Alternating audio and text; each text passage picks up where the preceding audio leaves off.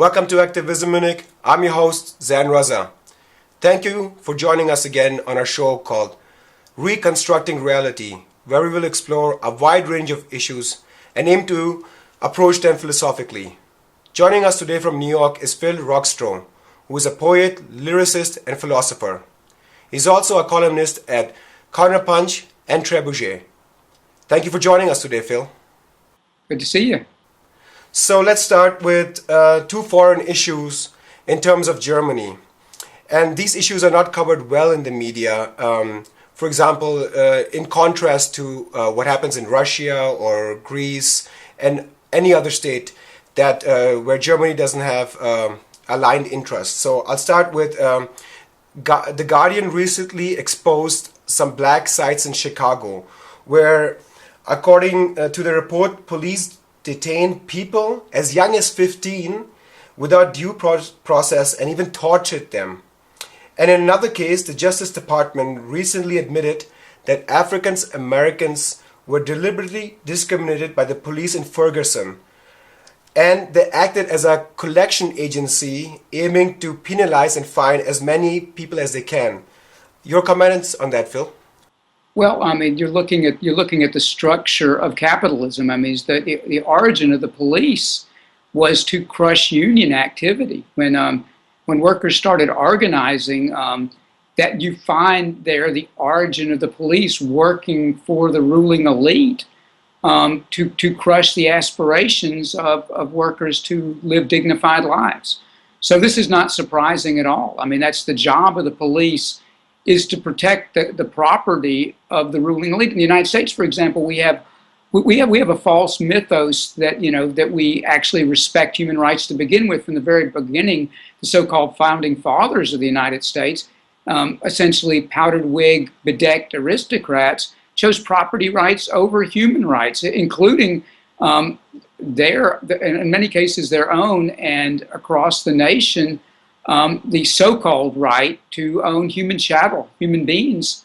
So, when the United States chose property rights and essentially the rights of the ruling elite to exploit the public, to keep their boot on their neck, the idea that the police abuse people, and also, as you pointed out, raising revenue. If you don't tax the economic elite, if they're allowed to go on in their greedathon, this bacchanal of greed that they've been engaged in, then you're going to have to wring money out of the general population. As you know, here in New York, the cab drivers are harassed.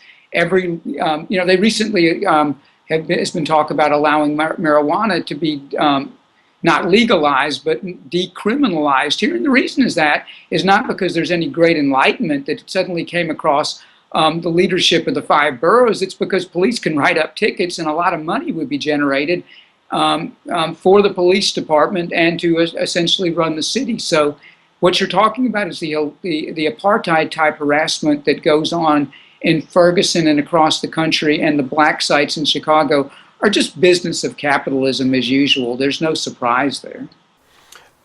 Let's take a step back and pick up on the point that you talked about, the founding fathers of the United States of America. There's this narrative that the Constitution is the most liberal document entailing values, humanitarian values, and it is one of its kind. But you conveyed another opinion. Can you elaborate on that? Well, let's just take, for example, the Second Amendment, where I come from in Alabama. That is the only amendment that exists in the Constitution. To hell with voting rights. To hell, the idea of liberty is to be able to own an arsenal.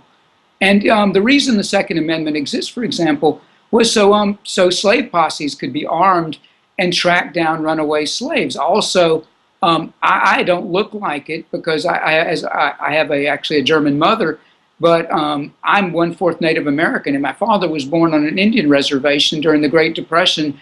I don't really know how he got to the orphanage. A lot of time Indian children were just outright taken from their parents, but the narrative that his grandmother told me is he was left on his doorstep on a church connected with an orphanage with a note pinned to him that says, "I can't take care of my baby." So my father ended up in the Deep South by a lot of different happenstances of history, but growing up in the South, in gun culture, for example, that right was, the idea of guns being in our hands was crucial to the culture. But the story we tell about how it happens, about being placed in the hands of the population to oppress minorities, slaves, and also to commit genocide on my father's people, the native people of the land, the settler culture, as you see settlers walking around in the Zionist state, in the occupied territories, heavily armed. That's what we consider the right that was bestowed to us by the founding fathers, but it was done for cynical reasons, to keep the ruling elite in place and ensconced in their undeserved power. And so, we just deconstruct that aspect of why the Second Amendment is so fetishized in the United States. There's also the example of, take the movie American Sniper now, where it was wildly popular in the United States. It seemed to resonate with a type of collective psychosis. What did the United States do but went into, what they used to call Indian country, Iraq. Even in the military, when they go and invade a foreign land, they called it Indian country. So in American Sniper, you have this false narrative of an American shooting down these reprehensible bad people. And look at the illusion of what guns does to the psyche. Where I grew up, people had no power in their lives. It was in Birmingham, the families that lived up on Red Mountain, above the industrial smog where the rest of us lived, they were called the Big Mules. They were from Pittsburgh, Pennsylvania. They were oil and coal barons that came down to use cheap cracker labor. So we had no power on the ground whatsoever, but you pick up a firearm, even its heft feels like you are doing something crucial. You look down the barrel, you can scope out a target, and it looks like as you squeeze the trigger, you have some control.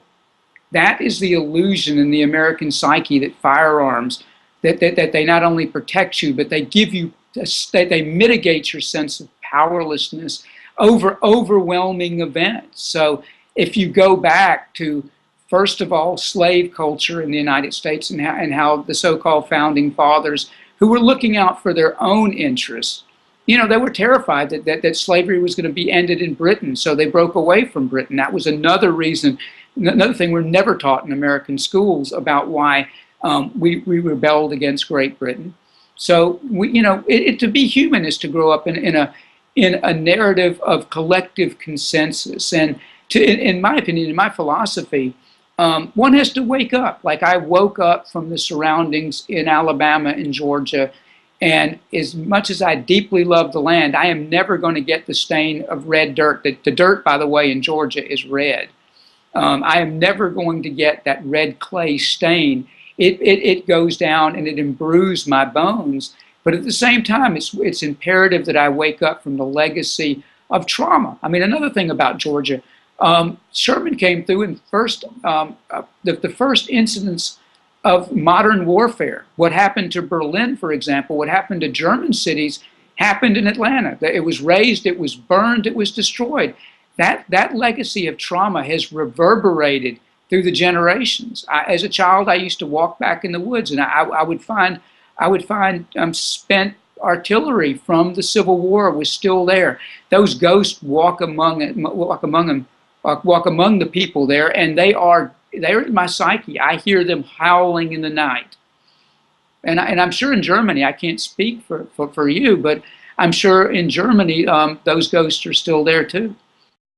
Phil Rockstroh, poet, lyricist, and philosopher, thank you for joining us today. It was wonderful. I enjoyed myself. And thank you for joining us on our show, Reconstructing Reality. I'm your host, Zain Raza.